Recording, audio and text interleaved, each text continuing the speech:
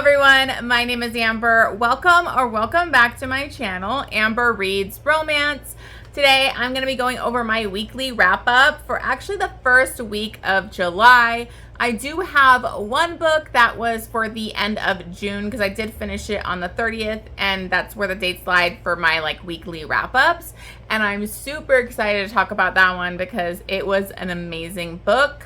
But these are going to be all the books that I read from June 30th to July, I think 6th. Yeah, July 6th.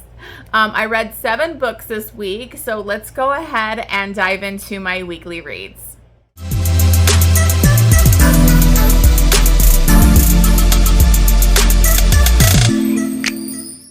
Okay guys, so before I do get started on my weekly reads, this first book that I'm going to talk about, I already actually talked about in my wrap up for June. I did go over my top 5 books of the month, and this was one of those.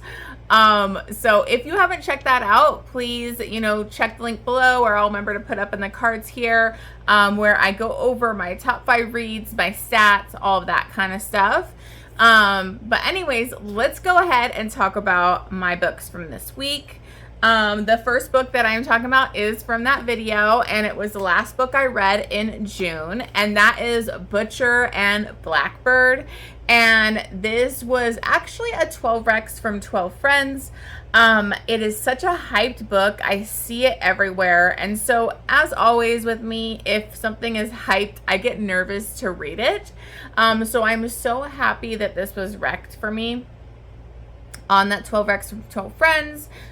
Because I freaking loved this book. I thought it was so creative, so different. And it has a lot of I think it's labeled as dark romance. I don't consider it really dark romance because I found it so fucking sweet. This book is about 2 serial killers that fall in love, and yes, they are serial killers, and that's where a lot of the dark subject matter comes from, is a lot of they actually kill other serial killers. So they are taking out the bad guys, even though they're doing it in a bad way, but we support that. It's kind of bringing you those Dexter vibes. And so a lot of the dark content in here is from these bad guys that they're killing, and there's a lot of death and some gore and some crazy stuff like that. But the romance in this was one of the sweetest feel-good type of romances. I freaking loved it so much. I mean, this book starts off with the gore, with the nastiness. I did end up annotating this as I was going.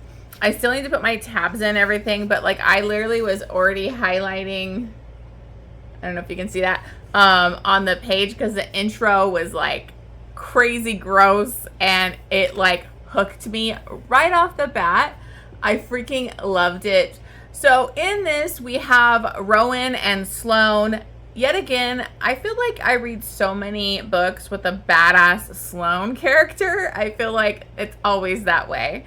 But they are both serial killers. They kind of have this weird meet cute in the beginning.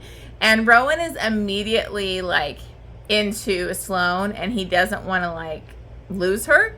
He wants something to happen with them, but he feels like she'll kind of run. She does have that, paranoid personality and is just scared of that kind of stuff. So he basically kind of comes up with this yearly competition where they get a guy, his brother, who has connections, which we'll get his book later, gives him a city and a place and kind of info on a bad person in that area, and they have to kind of compete to find this person and kill them first. And I think they were going to do 5 different competitions, and then whoever the best out of 5 gets to be the one that kills this really big bad serial killer that's out there. So really, this is just a way for him to be able to keep in touch with her. They live in different states, they text all the time, and then they have these yearly competitions. So this goes on for quite a few years, and they are mutually pining for each other. The competitions are pretty crazy. Some of these people that they're killing, it's wild, it's exciting, it's it's so different. So I just freaking love this. It was mutual pining. Rowan is so sweet and gone for the heroin. It was so spicy. It was kind of a little bit of a feeling of a slow burn for when they finally get together, but once they do, it is off the charts spicy, hot. I loved it. So, I do gotta mention some of the kinks in this. One of my favorite things was he was like, noticed that she was reading kind of like dragon smut, and so he like would get on her about her smutty books she would read. And there's a bonus chapter where he dresses as the dragon, which if you've read the Katie Roberts, I think it's Dragon's Bride, you know Soul, and they literally bring up Soul in this, where he has like 2 dicks and he's a dragon, and they basically do some, you know, role play with that. And I thought that was so funny. The banter in this too was off the charts. I freaking love the banter and the back and forth between them. They just had such an amazing dynamic, and I just loved it so much. So some of the kinks in this too, there was edging, there is that dragon cosplay a little bit, a lot of some butt stuff, and some cock warming. And then my favorite, as you know, if you've been watching my channel, I'm trying to get a lot of these so I can make a video. I want to start doing like kinky video recs, and I want to do it on this, and that is snowballing. There is snowballing in this, and it is done so well. Like, I loved it. I don't know why I love it in romance, but I do. And I mean, Rowan, he is a dirty talker. He's alpha. He brings it in the bedroom, and they are just so great together. I think I even got emotional at one point at the end of the book, which is just crazy. But this book just was so sweet and feel good to me. Like, I was smiling the whole time. I couldn't put it down. So I ended up giving this one 6 stars. I absolutely loved it. I've heard some bad things, like not great things about the second book, so I'm kind of concerned, but I will definitely still be reading it. I think it's probably just going to be a hard act to follow with this one. But 6 stars, 4 chilies. Highly recommend it if you haven't already read it. Okay, so the next book that I read was Filthy King by Serena Akeroyd. If you are new here, I am actually going through Serena Akeroyd's backlist. I'm reading everything in her reading order, and it is a lot because it goes between the 5 Points Mafia and her Sinners MC series. And so, you know, it's a lot of work, but I just love Serena Akeroyd. So I finally got to Filthy King, and this is actually a second book about Aiden. So Aiden is Aiden Jr. He's the son of, and he's like the heir of the 5 Points, which is the Irish Mafia in New York. And this is the second part of his and Savannah's romance. Oh, and this is the 7th book in the 5 Points Mob collection. So, you know, it's quite a few books into this series. So in this, I have to say, you have to read these books in order, honestly. I mean, if anything, you at least have to read the 5 Points in order, because there is so much going on in this book that has to do with the MC series, the previous villains, you know, all the stuff that carries through all these different books. And obviously, if you haven't read Aiden and Savannah's first book, you definitely shouldn't read this one. So in this book, things that happened in the previous book where now Aiden is the head of the Irish Mafia, and he's stepping into his father's shoes. You know, there's a lot of fallout going on from those. I don't want to say anything because I don't want to give things away, because this is the 7th book. But basically, he has big shoes to fill. He has to show the men, because his dad was very psychotic and crazy and scary, and he really ruled through a lot of fear. And so he doesn't want to be like his father, but he also needs to have the men fear him and respect him. And Savannah is his wife now, and she was a journalist. She was obsessed with like the mafia world and his family and stuff. So there's a lot of history there. But they are married. She's like the perfect queen for him to help rule this Irish Mafia. They are dealing with a lot of fallout, a lot of stuff going on with the Sparrows, which is this kind of secret society that's like higher up people, like even in like the White House and CIA and things, that are very like criminal and fucked up and corrupt. So there's a lot of stuff going on with this.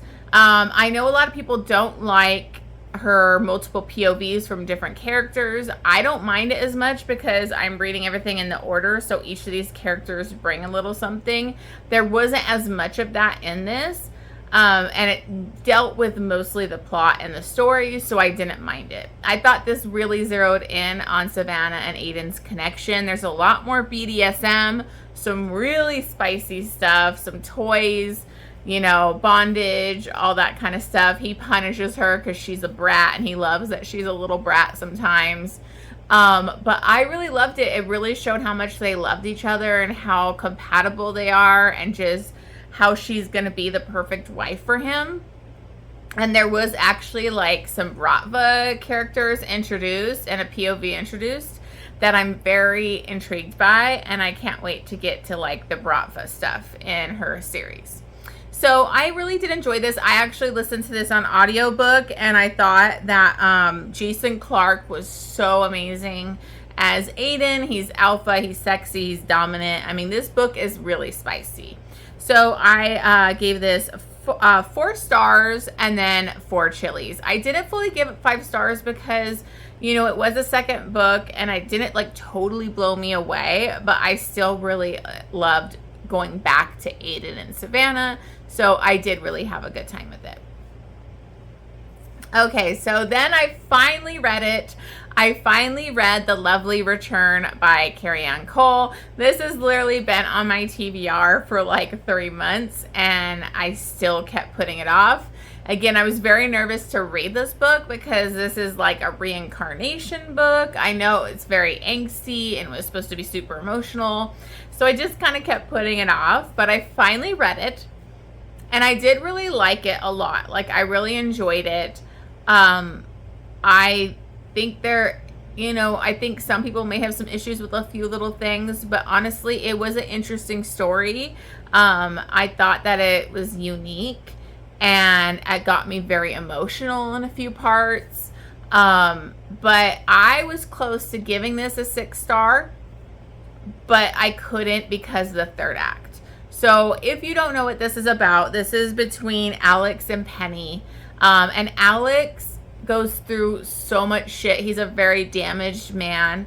He married very young, and his wife was pregnant. And on the way to the hospital, when she's about to deliver their baby, they get in this freak accident, and his wife dies. And you do find out later that the child did survive, but basically the wife's parents like took custody because he was kind of a mess. He was drinking a lot of alcohol. He basically was in a really bad place. And plus they hated him, so they kind of talked him into doing that.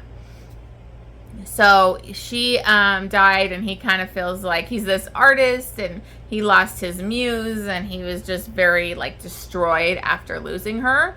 And so we go 6 years later, and there's this little girl named Penny, and she's pretty odd. Her parents are pretty concerned because she draws pictures and always talks about going back to her real home, where she's literally drawing Alex and the wife's home and their dog. And so they're just concerned like something's going on with her. She ends up finding his house and freaking out like, that's my home, that's my home. And so she ends up building a relationship, like a little friendship. He's an artist, and she really likes art, and so he starts to kind of watch her and stuff. And then later they're too close, so he kind of has to end like their friendship because, you know, once she's getting to 12, it's a little weird to have a grown man hang out with a 12-year-old all the time, especially a 12-year-old that's pretty much in love with you. So they don't come into contact again for a few years. Then they kind of run into each other when she's about 17 because she becomes best friends with his daughter. He now is taking care of the daughter, and she's living with him, and they have a very complicated relationship because she feels like he abandoned her. So Penny comes into this dynamic, and they become really close again. They just have this amazing relationship and connection. And, you know, and she's also helping him bridge the gap between him and his daughter. And so it's a very interesting dynamic. I was very nervous on how it was going to go because when he was like knowing her from 6, I was like, I don't know how I'm going to feel about him eventually having sexual thoughts for her. But Carian Cole did it in a really good way. where it didn't come off creepy or anything.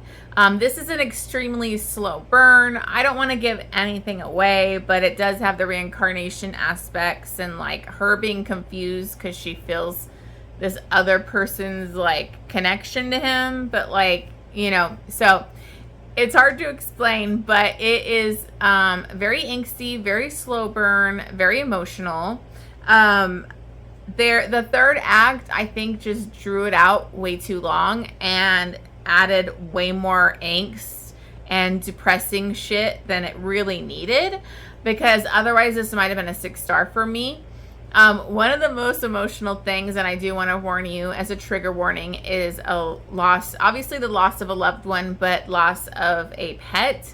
But this is in like an old pet dying peacefully kind of thing. So that's where this book killed me for a few chapters, when the dog dies. That was like his wife's dog, and that was like everything to him. It was so emotional and it got me crying. So that was such a beautiful emotional part of the story. So I just want to warn you, but that did get me. So, I mean, it was really good. Not a full 6 stars because of that third act. I don't know if I would have, I don't know if we really needed that, but I think a lot of people who love that kind of angst and that added stuff, the emotional, I think that they'll enjoy that. So I did end up giving this 5 stars and 2 chilies. Okay, so then I read Caution to the Wind by Giana Darling. I'm finally getting caught up on the Fallen Men series. I finally just read Dead Man Walking, and I really needed to read this one because I did get the arc for her new novella coming out. That's like 7.5. So I read this one. This is the 7th book in the Fallen Men MC series that she has. I love Giana Darling. I've loved this entire series. I think she's such a phenomenal author. She did take such a big break, and we finally got, you know, a new book from her with this one.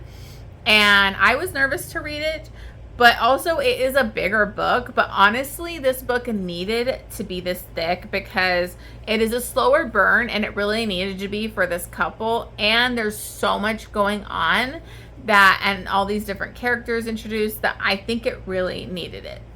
So anyways, this is the romance between Axeman and May. And I really loved this heroine. She is a super badass, strong heroine that's really, like, I think one of the best heroines that Giana Darling has written in this series. So in this, you kind of start the first half with, like, her as a child. She was best friends with his stepdaughter. And he married her friend's mother to kind of like take care of her and her daughter. He's like really amazing and good to them in the beginning of this book. And, you know, May is like very close with them. She's very close with their family. She does end up witnessing the mother getting killed in like a really brutal, kind of almost like ritual. And so anyway, she witnesses this murder, and later years go by. She's trying to find out what happened because she feels so guilty, and since she saw this and she knew it was kind of ritualistic and some weird shit going on, and so she's been getting involved with the wrong people to try and find out what happened. And this leads to some bad things happening that leads to Axeman going to prison, and them kind of being separated. And, you know, 6 years have gone by and he's out. He's become part of the Fallen MC. He was in a different charter, but he's part of Zeus's charter now. And you did, his daughter, his stepdaughter, in the previous book, some horrible things happened to her, and was in the hospital. She's very damaged mentally and physically. And so May has come back home to help her friend, and he hates her now because of reasons, and he feels abandoned, and like she betrayed him and his daughter. And so it starts like with the enemies kind of feeling going on here, but May is very strong. She can fight. She's got some stuff going on, and she's not going to stop being there for her friend. So it comes with this push and pull between them, and it starts off with hate fucking that leads to other things. There is a lot going on with like what happened to the mother and May's connections with these people, and so it's very interesting. There's a lot going on, but I loved the connection between her and Axeman. I loved her connection with her best friend, and I just really had a great time with this. The audiobook, I ended up getting the audiobook, and it was very well done. I did really enjoy it. I really enjoyed the female narrator. So I ended up giving this one 5 stars and 4 chilies, because once they do start having sex, it is super spicy. So I had a great time with that. Okay, then I read a quick little novella. This is available on Audible Plus. Honestly, I haven't read any of this series, so I just read this novella really quickly. And that is Lucky Suit by Lauren Blakely.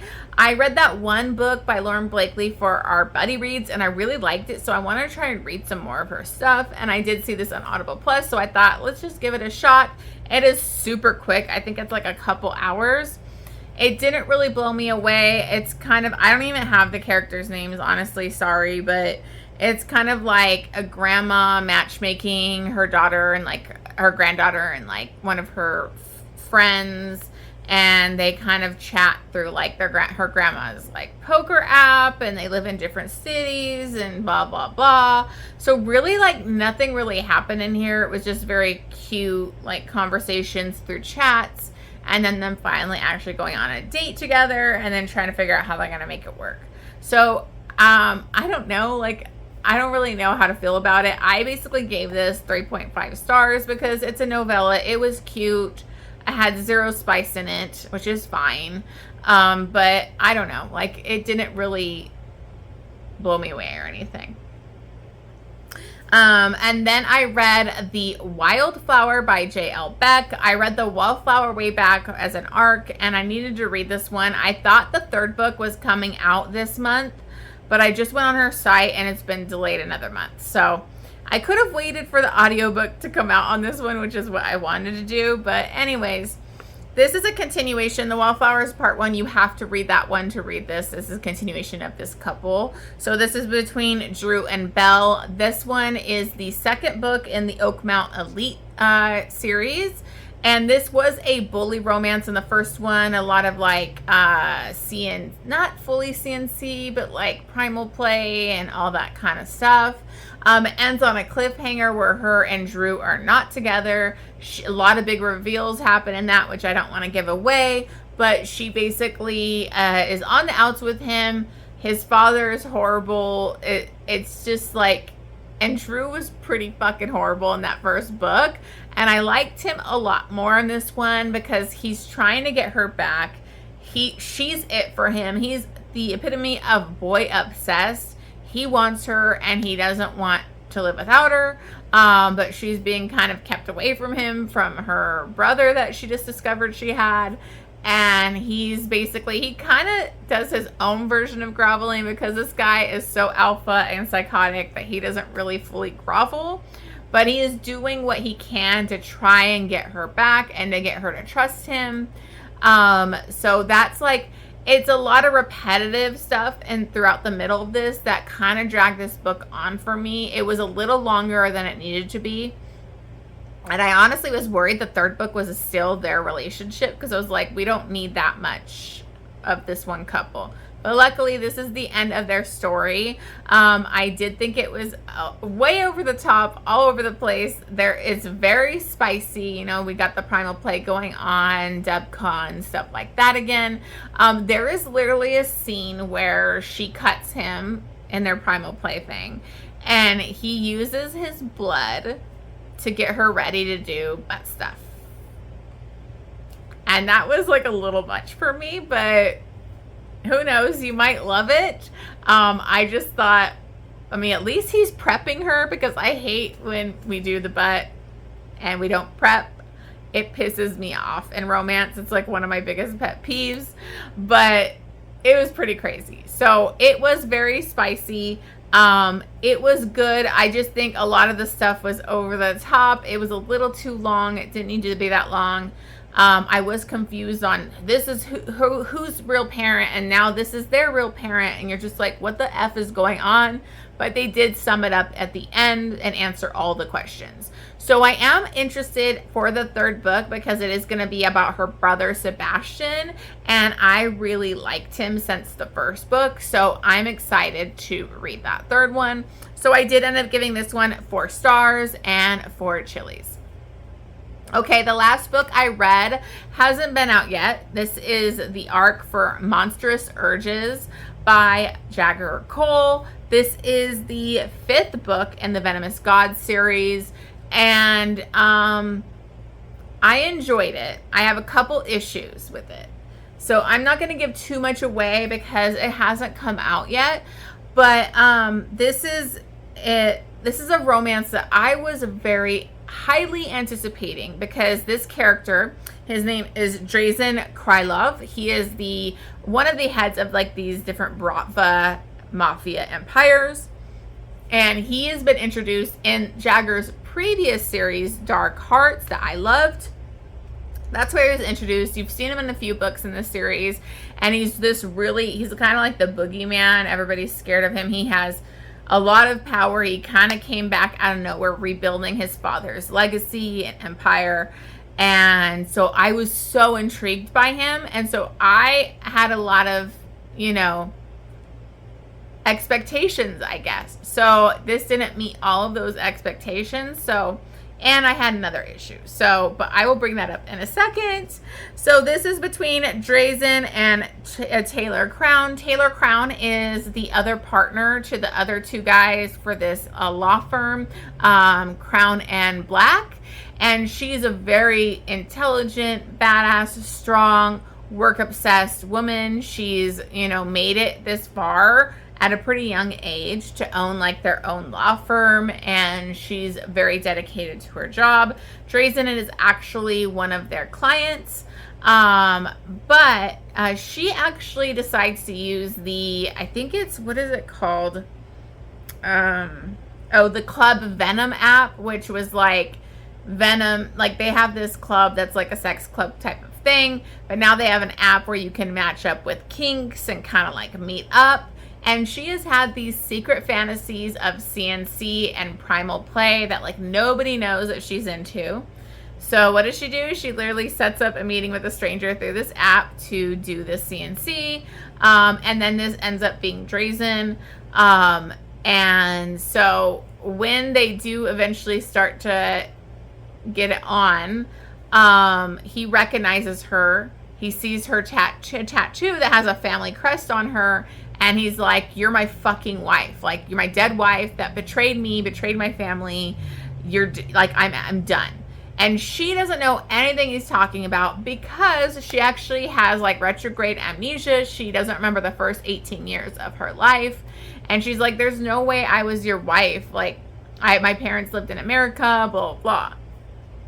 So he basically eventually captures her. So it's a little captive. He takes her to his private island, and he's like, you're staying with me for a few months, because he's trying to get on this high seat in this, Bratva thing so that he can go after this final guy that was like responsible for his family's death, because he thinks his wife had opened the gate with a code and let in the enemy to like kill his whole family. So this starts off with like the enemies to lovers thing going on. They are still doing the CNC and primal play, and basically she's there for a few months, and he's going to help her company get out of like this buyout situation they're in, kind of thing. So that's kind of the setup we're in. It had a lot going on with the mafia, a lot of mafia background, a lot of third act, craziness that I always love that Jagger brings, with a lot of intense, action. I literally read this in a day. So this is nothing against, the book is good. I know a lot of people are giving it 5 stars. It's action packed. I couldn't put it down. Good characters. But where my problem came in was with the CNC. And I actually like CNC. I don't mind it. But this is the third book. The third book in the series back to back that has been about CNC and primal play. And that irritates me because it just feels so recycled and it's like repetitive. I don't think he needs to do back-to-back CNC. The first two books didn't really have it, so I don't know. Is this a CNC series? What is going on? And my problem with that also is that the CNC and Jagger Cole's books is so focused on the sex and the sexual dynamic that like half the book is them doing the CNC play and stuff that like I don't always feel like the emotional connection between them. I need more of them getting to know each other. This one was a little bit better than some of the previous ones because they are together for a few months. They have dinner and breakfast together and all that kind of stuff. But you still didn't fully buy into them like all of a sudden being in love. You know, you were literally doing rape fantasy and like primal play and then now you're in love. So my biggest complaint is we don't need back-to-back CNC books. Like mix it up a little bit because I'm reading them in order. If somebody's reading them in order and they read, like they're binging the series, you're literally reading 3 back-to-back CNC books and it feels repetitive and I'm kind of over it. So that was my big issue. The big reveals at the end I saw coming a mile away, but that happens a lot. So I don't really deduct a book for that. But a lot of people are loving this, so you may love it. I just got sick of the multiple CNC books back to back. But so that was disappointing for me. So I did still enjoy it. There are a lot of kinky stuff in this. Again, the CNC of primal play, BDSM. There is a crazy scene that I really wasn't totally into, but some people may like it. And it was period sex, but like going down and getting messy. I don't know. A lot of butt play. And then the other issue I had was the degradation. I don't like degradation. So if you like degradation, you'll love this book because it is nonstop degradation. The dirty talk is all degradation. Like it's so degrading. The amount of times he calls her a slut and a whore. I just couldn't even get into the sex scenes because that's all he was saying to her. And like she's his cum slut and this and, you know, it doesn't work for me, but no kink shaming. If that's what you like, I think this is the perfect book for you. It just doesn't do it for me. I need the praise and like devotion to the woman, not like degrading her the whole time you have sex. Some of degradation can be good, like here and there, but not every single sex scene. But that's a me thing. So you may like that. So anyways, I ended up giving this one 4 stars. And then I did give it 4 chilies because it is super spicy. So anyways, those are all the books that I read this week. Thank you so much for watching this video. Don't forget to like, subscribe, and leave me a comment down below. Let me know what you're excited for or if you've read any of these books. Anyways, I will see you guys on the next one.